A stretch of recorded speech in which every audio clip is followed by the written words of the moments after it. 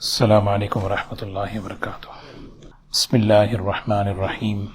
الحمد للہ نحمده ونستعینه ونستغفره ونؤمن به ونتوکل علیہ ونعوذ باللہ من شرور انفسنا ومن سیئات اعمالنا، من يهده الله فلا مضل له ومن يضلله فلا هادی له، ونشهد ان لا الہ الا اللہ وحدہ لا شریک له، ونشهد أن سيدنا وحبيبنا ونبينا مولانا محمدا عبده ورسوله صلى الله تبارك وتعالى عليه وسلم، أما بعد فأعوذ بالله من الشيطان الرجيم، بسم الله الرحمن الرحيم، ونضع الموازين القسط ليوم القيامة فلا تظلم نفس شيئا وإن كان مثقال حبة من خردل أتينا بها وكفى بنا حاسبين، صدق الله العظيم۔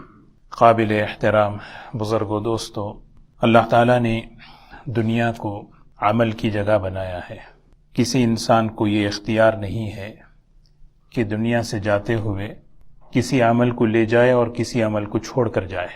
جو بھی بدن سے نکلنے والا عمل ہے، اچھا ہو یا برا، برا اگر ہے، توبہ نہیں کیا ہے، اللہ سے معافی نہیں مانگا ہے، تو وہ اللہ تعالیٰ کے دربار میں لے جائے گا۔ کسی کو بھی اختیار نہیں ہے کہ وہ عمل چھانٹے، نہیں میں یہ لے جاؤں گا، یہ نہیں لے جاؤں گا۔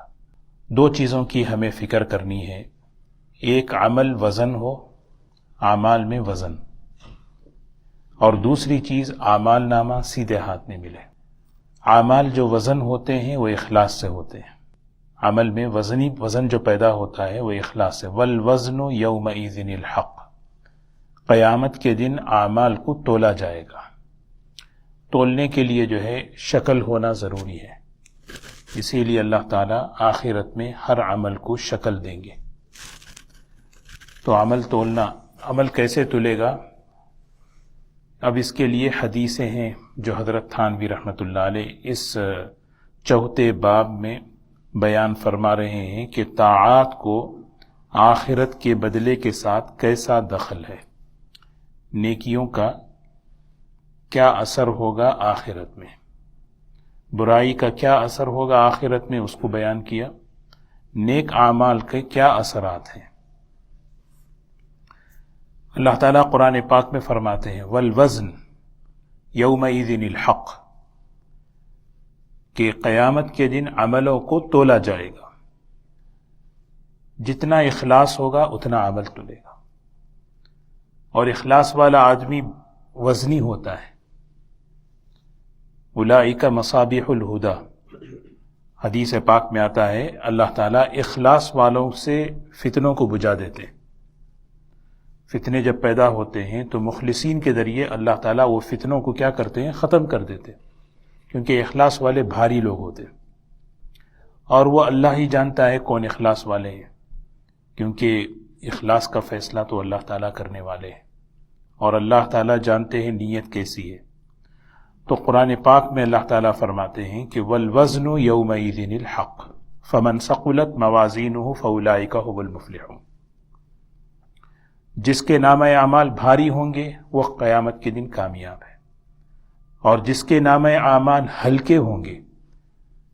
بخاری شریف کے اندر ایک روایت ہے، ایک شخص بہت ہی موٹے تازے، جسامت کے اعتبار سے وہ آئے تو حضور صلی اللہ علیہ وسلم نے صحابہ سے فرمایا کہ بعض لوگ ایسے ہیں جسم کے اعتبار سے بہت موٹے ہیں، دنیاوی اعتبار سے بہت اونچے ہیں، لیکن اللہ کے نزدیک ان کا کوئی مقام نہیں۔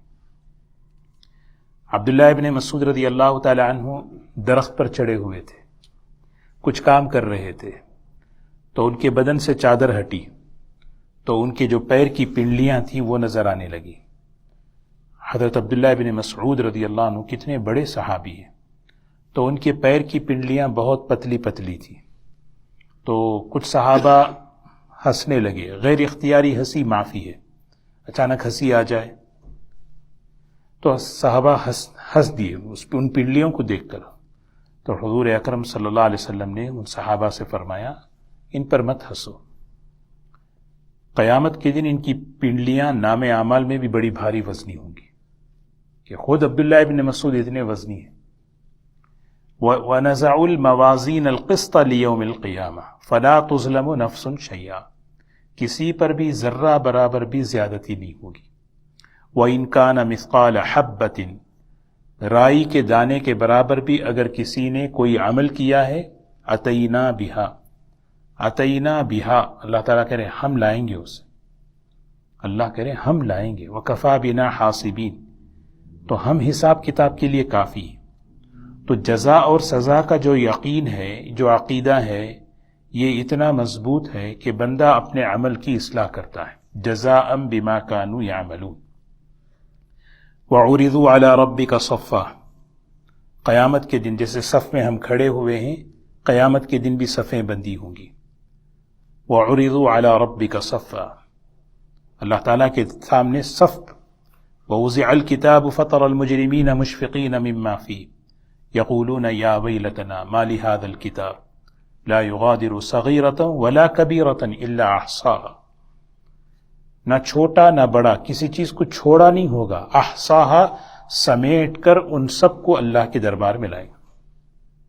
لا يغادر صغيرة ولا كبيرة إلا أحصاها ووجدوا ما عملوا حاضرا، ووجدو ضرور پاؤ گے اس چیز کو جو دنیا میں عمل کیا ہے، سامنے پاؤ گے۔ اللہ تعالیٰ کسی پہ زیادتی نہیں کرتے۔ تو فکر آخرت بہت بڑی نعمت ہے دوستو، اس لیے حضور صلی اللہ علیہ وسلم فرماتے حاسبوا قبل ان تحاسبوا، اپنا حساب کتاب کرتے رہو قبل اس کے کہ جو ہے تمہارا حساب کتاب کیا جانے لگے۔ حاسبوا، روزانہ کا جائزہ لینا، کیا چھوٹا، کیا پایا، کیا کیا، کیا کھویا، کسی سے کوئی لینا دینا، کسی سے کوئی زیادتی نہیں۔ جو اسٹوڈنٹ روزانہ پڑھتا رہتا ہے، امتحان میں بڑا آسان ہوتا ہے اس کے لیے لکھنا۔ کوئی اسٹوڈنٹ اگر تیاری نہیں کرے، دیکھیں گے امتحان کے وقت تو پھر کیا ہوگا، کوئی بھی کام نہیں آئے گا۔ تو ہاں، تاجر بھی، طالب علم بھی، ہر انسان بھی، تو حاسبوا قبل ان تحاسبوا، یہ صحابہ کرام کو اس کی فکر تھی، اور یہ فکر بہت بڑی نعمت ہے، آخرت کا فکر، آخرت کا فکر کہ اللہ تعالیٰ میرے عملوں کو قبول کر لے اور میرے عملوں کو، نام اعمال کو داہنے ہاتھ میں دے دے۔ یومئذ تعرضون لا تخفى منکم خافیہ، قیامت کا دن ایسا ہے کہ چھپنے والا چھپ نہیں پائے گا، اور وہاں پہ دو ہی قسم کے لوگ ہوں گے۔ ایک قسم وہ ہے جن کے نام اعمال داہنے ہاتھ میں دیں گے، فسوف یحاسب حسابا یسیرا، بس آسان حساب، اور وہ سب کو بتاتا پھرے گا، دیکھو بھی پڑھو میرا حساب، اقرؤوا کتابیہ انی ظننت انی ملاق حسابیہ فہو فی عیشۃ راضیہ۔ ایک وہ ہے جو نام اعمال بائیں ہاتھ میں دیں گے، وہ بڑا افسوس کرے گا، پیچھے سے دیا جائے گا، عزت سے نہیں دیا جائے گا۔ اللہ تعالی ہم سب کی حفاظت فرمائے۔ تو حضرت تھانوی رحمۃ اللہ علیہ چوتھے باب میں مختصر کچھ روایتیں لا رہے ہیں۔ جو انسان نیک عمل کرتا ہے اس عمل کو شکل دیا جائے گا۔ وہ عمل کیا ہوگا؟ شکل۔ اسی لیے حدیث میں ہے نا، سورہ ملک پڑھا کرو، قبر میں سورہ ملک خوبصورت شکل میں آئے گی اور میت کو بہلائے گی۔ ایک روایت میں قرآن پاک کے بارے میں ہے، قرآن پاک خوبصورت شکل میں قبر میں آئے گا، اور وہ میت کو کیا کرے گا؟ بہلائے گا، کیونکہ قبر بیت الوحشہ ہے، وحشت کا گھر ہے، گھبراہٹ کا گھر ہے، تو وہاں انسیت چاہیے۔ تو انسیت جو ہوتی ہے دوستوں سے ہوتی ہے، تو قرآن پاک سے جب بندہ دنیا میں دوستی کرتا ہے، یعنی اس سے تعلق بڑھاتا ہے، وہ قرآن پاک، اور یہی قرآن پاک حدیث میں آتا ہے نا، حافظ قرآن کو کیا کہیں گے؟ ایک ایک آیت پڑھتے جائیے اور جنت میں درجات چڑھتے جائیے۔ تو گویا ایک آیت ایک درجے کی شکل دیں گے اللہ تعالیٰ، یعنی ایک آیت کا ایک درجہ ہے۔ اب یہ ایک درجہ ہے، اس کے اوپر اگر بلڈنگ بنائے دوسرا درجہ ہے، درجہ نظر آ رہا ہے، 5 منزلہ عمارت ہے تو 5 درجے نظر آ رہے ہیں، تو 5 آیتیں ہیں۔ تو قرآن پاک کی جتنی آیتیں ہیں، حافظ قرآن جتنا پڑھتا جائے گا اللہ تعالیٰ اس کے درجات چڑھاتے جائیں گے، جس کو جتنا یاد ہے۔ تو یہ شکل دیں گے، وَلِكُلٍّ دَرَجَاتٌ مِّمَّا عَمِلُوا، ہر عمل کرنے والے کے لیے درجات ہیں۔ تو سبحان اللہ، تو اسی لیے ہمیں یقین پیدا ہو کہ جو عمل، بعض مرتبہ اللہ تبارک و تعالی دنیا میں ہی خواب کے ذریعے سے عملوں کو منکشف کر دیتے ہیں۔ ایک شخص تھے، وہ نماز پڑھ رہے تھے اور ان کے نماز پڑھنے میں آنکھ بند کرنے کا ان کا معمول تھا۔ بڑے اللہ والے خشوع خضوع کی وجہ سے آنکھ بند کر کے نماز پڑھ رہے تھے، تو ان کی نماز کو خواب میں بتایا گیا کہ بہت خوبصورت شکل ہے لیکن نابینا ہے۔ انہوں نے پوچھا یہ کیا ہے، اتنے خوبصورت اور آنکھیں نہیں ہیں؟ کہا یہ آپ کی نماز ہے۔ تو کیوں؟ اس لیے کہ خشوع بہت بڑی چیز ہے، اس سے بڑی چیز سنت ہے، اور سنت یہ ہے کہ نماز میں بندہ جو ہے سجدے کی جگہ دیکھے۔ آنکھ بند کرنے سے اگر کسی کو توجہ آتی ہے، کنسنٹریشن آتا ہے، وہ الگ چیز، لیکن جو ہے نا کھلا رکھنا، دیکھنا، وہ اصل چیز ہے۔ تو دیکھیے ایک روایت ہے، نبی پاک صلی اللہ علیہ وسلم نے مثال دے کر فرمایا، جیسے سبحان اللہ، الحمدللہ، لا الہ الا اللہ، اللہ اکبر، یہ کلمات پڑھتے رہتے ہیں، احب الکلام ہے، نیکیاں ہیں، ذکر ہیں، بڑی بہترین تسبیحات ہیں سبحان اللہ۔ عبداللہ ابن مسعود رضی اللہ تعالی عنہ فرماتے ہیں رسول اللہ صلی اللہ علیہ وسلم نے فرمایا کہ معراج میں میری ملاقات حضرت ابراہیم علیہ السلام سے ہوئی۔ معراج کے سفر میں، ابھی رجب شروع ہونے والا ہے، تو اس معراج میں جو ہے حضور اکرم صلی اللہ علیہ وسلم کی ملاقات حضرت ابراہیم علیہ السلام سے ہوئی۔ تو حضرت ابراہیم علیہ السلام نے فرمایا کہ اے محمد صلی اللہ علیہ وسلم، اپنی امت کو میری طرف سے سلام کہیے۔ حضرت شیخ الحدیث مولانا زکریا صاحب رحمۃ اللہ علیہ فرماتے ہیں جب یہ روایت سنو تو کیا کہیں؟ ہمارا بھی سلام ہو ابراہیم علیہ السلام، ہم سب کو سلام پہنچا۔ ہم حضور صلی اللہ علیہ وسلم کی امت ہیں، ہے نا، کہ آپ اپنی امت کو میرا سلام کہیے، اور انہیں کہیے کہ جنت کیا ہے؟ ایک چٹیل میدان ہے، ہاں، وہاں کا پانی میٹھا ہے۔ ایک ایسی زمین ہے جہاں کا پانی میٹھا ہے تو بڑی زرخیز زمین ہوتی ہے، زمین ہے وہاں پہ پانی کی بھی شکل ہے، بڑی میٹھا پانی ہے۔ اصل میں وہ ایک میدان ہے، اور اس کے درخت کیا ہیں؟ درخت لگانا ہے۔ تو ہر آدمی اپنی جنت بنائے۔ وہ کیسے بنائے؟ سبحان اللہ، الحمدللہ، لا الہ الا اللہ، اللہ اکبر، سبحان اللہ، درخت لگ گیا، یقین کے ساتھ لگ گیا درخت، الحمدللہ، درخت لگ گیا، جنت کا درخت، ایسے درخت کہ جس کا سایہ کئی مہینوں پہ ختم ہونے والا۔ ہاں، سبحان اللہ، جنت جو ہے چٹیل میدان ہے، اور وہاں پہ بہترین پانی ہے۔ تو اس کے لیے ہمیں بتا رہے کہ دیکھو، جب تم سبحان اللہ کہو گے، اس سبحان اللہ کی شکل وہاں پہ درخت کی شکل میں ہوگی۔ الحمدللہ کہو گے، وہاں ایک حدیث میں ہے نا، السخاء، سخاوت جو ہے جنت کی ٹہنی ہے۔ تو سخاوت، جب آدمی سخاوت کرتا تو اصل میں اللہ تعالیٰ اسے جو ہے نا شکل دیں گے اس سخاوت کو جنت کی ٹہنی سے۔ جنت میں ایک درخت ہے اندر، اس کی شاخیں باہر نکلی ہوئی ہیں، اس کو کوئی پکڑے گا تو وہ شاخ کیا کرے گی؟ سیدھا جو ہے اٹھا کے اسے جنت میں ڈال دے گی۔ تو گویا سخاوت کرنے والا جنت میں پہنچ گیا، یہ بات ہے۔ ایک اور روایت حضرت نے لکھی ہے کہ سورہ بقرہ، سورہ آل عمران، سبحان اللہ، سورہ بقرہ، سورہ آل عمران، یہ دو صورتوں کو جو ہے نا کیا شکل دیں گے قیامت کے دن، آخرت میں ایک بادل کی طرح، پرندے جیسے پرندوں کے پر ہوتے ہیں، بادل کے بادل ہوتے ہیں، اس طرح وہ جب آدمی چلتا جائے گا پرندوں کے پر اسے جو ہے نا کیا ہے، اسے سایہ کرتے جائیں گے۔ وہی روایت لائے ہیں، نواس بن سمعان رضی اللہ تعالی عنہ سے روایت ہے، میں نے رسول اللہ صلی اللہ علیہ وسلم کو فرماتے ہوئے سنا، لایا جائے گا قرآن مجید کو قیامت کے دن، اور قرآن والوں کو جو اس پر عمل کرتے تھے، آگے آگے ہوگی سورہ بقرہ اور سورہ آل عمران، جیسے دو بدلیاں ہوں سیاہ سائبان ہوں، اور ان کے بیچ میں ایک چمک ہوگی، بادل بہترین اور بہت ہی سفید، اور ان کے درمیان میں ایک سفید بیچ میں چمک ہوگی، اور یہ چمک کیا ہے؟ بسم اللہ الرحمن الرحیم۔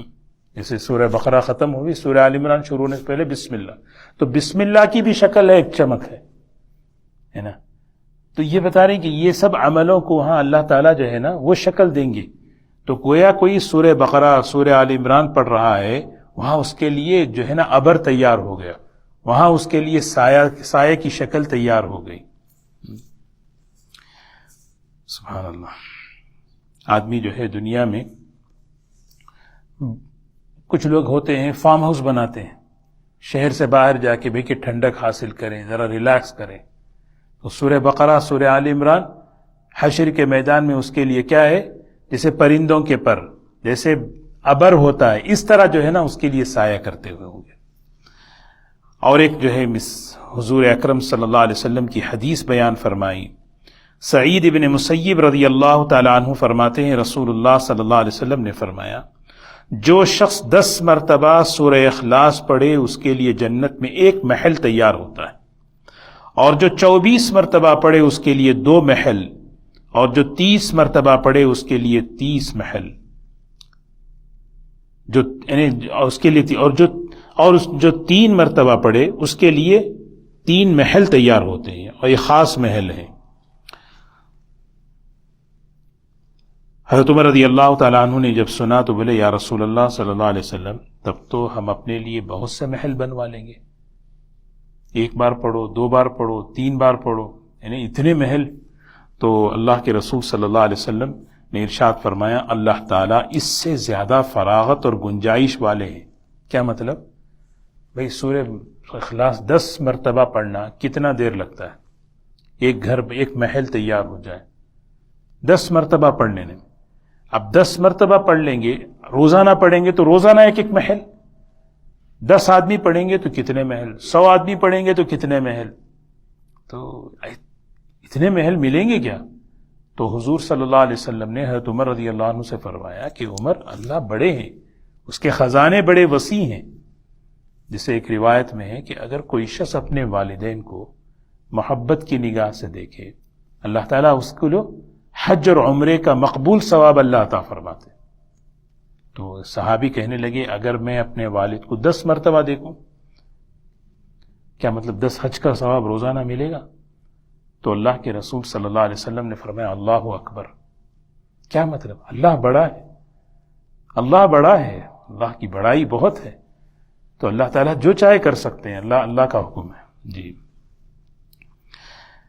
تو یہاں پہ وہی مثال دے رہے ہیں، کیا ہے؟ سورہ اخلاص کی مثال محل کی ہے، جنت کا محل۔ بھئی سورہ اخلاص پڑھو، جنت میں محل بنا لو، 10 مرتبہ پڑھو، 30 مرتبہ پڑھو، 3 مرتبہ پڑھو، فضیلتیں ہی فضیلتیں ہیں۔ تو یہ ہے بتایا جا رہا ہے کہ عمل کا آخرت میں کیا ہے۔ جی، ایک روایت اور ہے، حضرت ام العلا انصاریہ رضی اللہ عنہا فرماتی ہیں، میں نے حضرت عثمان ابن مظعون رضی اللہ عنہ کے لیے خواب میں ایک چشمہ جاری دیکھا۔ یہ خواب میں نے حضور صلی اللہ علیہ وسلم سے عرض کیا تو آپ نے فرمایا یہ ان کا عمل ہے جو جاری ہوتا ہے۔ کیا مطلب؟ ایک عمل وہ ہے عمل جاری، ایک عمل جاری، ایک عمل ہے نماز پڑھ لی ہم، ٹھیک ہے، یہ بہت بڑا عمل۔ ایک ہے ایسا عمل کرنا جس کا سلسلہ چلتا رہے، جس کا سلسلہ چلتا رہے، تو اس کی مثال کیا ہے؟ آخرت میں چشمے کی طرح ہے۔ جیسے پانی کا چشمہ چل رہا ہے، چل رہا ہے، چل رہا ہے، پانی کا چشمہ کبھی رکتا ہے؟ ہاں، کتنے لوگوں کو سیراب کر رہا ہے۔ تو اس میں ترغیب ہے ہمیں کہ ہم جو ہے عمل کا سبب بننا، خیر کے کام کا سبب بننا۔ ایک ہے خیر کا کام کرنا، بہت بڑی نعمت ہے، ایک ہے خیر کے کام کا سبب بننا۔ کہیں کسی کے لیے پانی کا انتظام کر دیے، کبھی کسی کے لیے علم کا انتظام کر دیے، ہے نا، کبھی بہت سے خیر کے اسباب ہیں۔ ہاں، کسی کو ہم نے سورہ فاتحہ سکھا دی، اب وہ سورہ فاتحہ جو ہے نا وہ پڑھ رہا ہے، پڑھتا جا رہا ہے، پڑھتا جا رہا ہے، کیا اس کا ثواب ایسا ہے جیسے ایک پانی کا چشمہ ہے، وہ جیسے جاری ہے ویسے یہ دنیا میں بھی رہو گے جب بھی ملتا رہے گا، قبر میں بھی جاؤ گے جب بھی ملتا رہے گا۔ تو اللہ تعالی ہمیں اس پر یقین نصیب فرمائے۔ یہ کچھ روایتیں ہیں، اگلے ہفتے انشاءاللہ اور کچھ روایتیں عرض کریں گے۔ تو اس میں حضرت یہی بتا رہے ہیں کہ جتنے بھی طاعات ہیں، نیکیاں ہیں، اس کا اثر آخرت میں، اس کا اثر کیا ہے؟ آخرت میں اللہ تعالیٰ دیں گے۔ تو ہمیں جو ہے یہ یقین کے ساتھ کہ جو بھی نیک کام کرتے ہیں اس کا اصل بدلہ تو آخرت میں ملے گا، اصل بدلہ آخرت میں ملے گا، تو دنیا میں اس کے اثرات ملیں گے، برکتوں کی شکل میں، سکون کی شکل میں، راحتوں کی شکل میں۔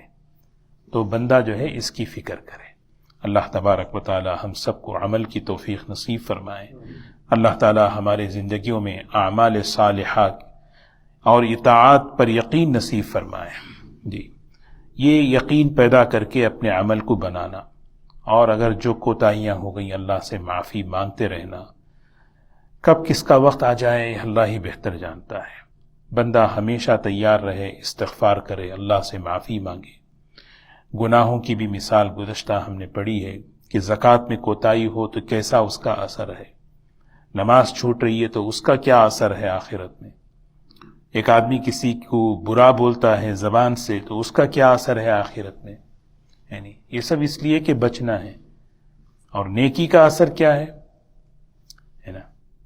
جی، ایمان، حضور اکرم صلی اللہ علیہ وسلم معراج کے سفر میں جا رہے ہیں، خوشبو آئی آپ کو، خوشبو۔ آپ نے پوچھا جبرائیل سے یہ کیسی خوشبو ہے؟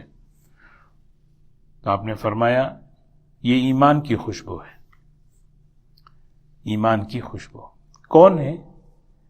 وہی وہ عورت جو حضرت آسیہ رضی اللہ تعالی عنہ، فرعون کی جو بیوی تھی، ان کی جو مشاطہ تھی کنگھی کرنے والی، ہے نا۔ تو اس وقت ایمان، جہاں حضرت آسیہ ایمان لائی، وہ خاتون بھی ایمان لائی تھی۔ فرعون نے سب سے پہلے اس خاتون کو شہید کیا تھا، تو کتنے سال پہلے اس کا انتقال ہوا، لیکن اس کی خوشبو سنگائی گئی۔ یہ ہے کہ دیکھو یہ خوشبو آ رہی ہے۔ تو ایمان کی خوشبو، عمل کی خوشبو، یہ سب چیزیں ہیں، یہ سب چیزیں ہیں۔ تو عمل اسی لیے عالم مثال ہے، وہ عمل کو مثالی شکل میں دیں گے اللہ تعالیٰ، خوبصورت شکل میں۔ ہاں، حضرت عمر رضی اللہ تعالیٰ عنہ نے خواب دیکھا، ان کا کرتا لمبا ہے، لمبا کرتا ہے، اور اتنا لمبا کرتا ہے کہ کپڑا گھسٹتے ہوئے جا رہا ہے۔ تو حضور صلی اللہ علیہ وسلم نے فرمایا اب عمر تمہارا دین ہے وہ، یعنی مطلب دین میں تم جو ہے نا بالکل ڈوبے ہوئے ہو، اور دین تمہارے اندر مضبوط ہے۔ حضرت مولانا قاسم نانوتوی رحمۃ اللہ علیہ نے خواب دیکھا۔ وہ خواب کیا دیکھا ہے کہ دودھ تقسیم کر رہے ہیں، دودھ تقسیم کر رہے ہیں۔ تو دودھ کیا ہے اصل میں؟ دودھ علم ہے، دودھ علم ہے۔ حضور اکرم صلی اللہ علیہ وسلم کو معراج کے سفر میں شراب پیش کی گئی، دودھ پیش کیا گیا۔ آپ نے حضرت جبرائیل علیہ السلام کی طرف دیکھا، کیا کریں؟ فرمایا شراب کو مت لو ورنہ آپ کی امت شہوت میں چلی جائے گی۔ تو آپ نے فطرت کو اختیار فرمایا۔ تو یہ سب جو ہے نا شکل ہے، ایک ایک عمل کی شکل دی جائے گی، ذکر کی، قرآن پاک کی تلاوت کی، روزے کی شکل، قرآن پاک کی شکل۔ اب دیکھو نا، قرآن پڑھتے رہیں گے، حشر کے میدان میں قرآن آدمی کو پکڑ کے لے کے چلے گا، جو لے کے چلے گا اس کی شکل ہوگی تو ہی چلے گا نا، اس کی شکل ہوگی۔ وہ کون ہے آپ؟ تو کہے گا انا القرآن، میں قرآن پاک ہوں۔ انت ما ترکتنی فی الدنیا انا لم اترک حتی ادخلک الجنہ، تم دنیا میں مجھے نہیں چھوڑے نا، میں تمہیں جنت میں لے گئے تک نہیں چھوڑوں گا۔ وہ لے جا رہا ہے، وہ لے جا رہا ہے۔ اسی لیے قرآن پاک سے بہتر کوئی دوست ہو نہیں سکتا۔ اللہم آنس وحشتی فی قبری، اس قرآن پاک کو میری قبر میں انسیت کا، میری وحشت کے دور ہونے کا ذریعہ بنا دے۔ تو جب آدمی قبر میں لیٹتا ہے، عمل جو ہے آ جائیں گے، ایک طرف نماز ہوگی، ایک طرف صدقہ ہوگا، ایک طرف جو ہے روزہ ہوگا، سب کھڑے ہوں گے۔ تو کیسے ہوگا؟ وہ شکل ہوگی تو ہی ہوگا نا۔ تو یہاں اعمال ہوں گے، وہاں قبر سے ہی اس کی زندگی شروع ہو جائے گی۔ گھبراؤ نہیں، ہم ساتھ ہیں آپ کے۔ نماز کہے گی، روزہ کہے گا، صدقہ دور سے کہے گا، میری ضرورت پڑی تو میں آؤں گا ورنہ میں یہاں پہ ہوں۔ اللہ تعالی ہم سب کو اس پر یقین نصیب فرمائے۔ سبحان اللہ بحمدہ، سبحانک اللہم بحمدک، نشہد ان لا الہ الا انت، نستغفرک ونتوب الیک، نستغفرک ونتوب الیک۔ سبحان ربک رب العزة عما یصفون، وسلام علی المرسلین، والحمد للہ رب العالمین۔